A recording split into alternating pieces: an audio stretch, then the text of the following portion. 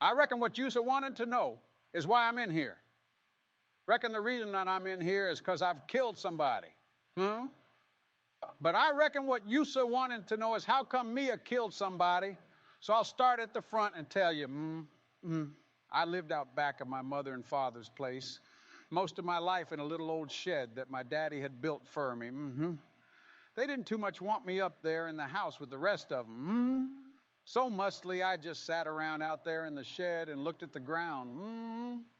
I didn't have no floor out there, but I had me a hole dug out to lay down and quilt or two put down there.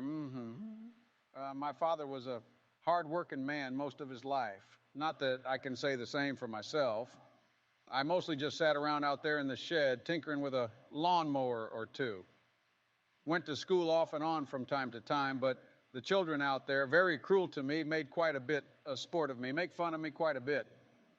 So mostly I just sat around out there in the shed. My daddy worked down there at the sawmill, the planer mill, for an old man named Dixon. Old man Dixon was a very cruel feller. I didn't treat his employees very well, didn't pay them too much a wage, didn't pay my daddy too much a wage, just barely enough to get by on, I reckon. But I reckon he got by all right. I used to come out one or the other of them. Usually my mother feed me pretty regular. I know he made enough where I could have mustard and biscuits 3 or 4 times a week. But old man Dixon, he had a boy. His name was Jesse Dixon. Jesse was really more cruel than his daddy was. He used to make quite a bit of sport with me when I was down there at the schoolhouse. He used to take advantage of little girls there in the neighborhood and all. He used to say that my mother was a very pretty woman. He said that quite a bit from time to time when I'd be down there at the schoolhouse. Well, I reckon you want me to get on with it and tell you what happened, so I reckon I'll tell you. I was sitting out there in the shed one evening, not doing too much of nothing, just staring at the wall, waiting on my mother to come out and give me my Bible lesson. Well, I heard a commotion up there in the house. So I run up on the screened-in porch to see what was going on. I looked in the window there and saw my mother laying on the floor without any clothes on.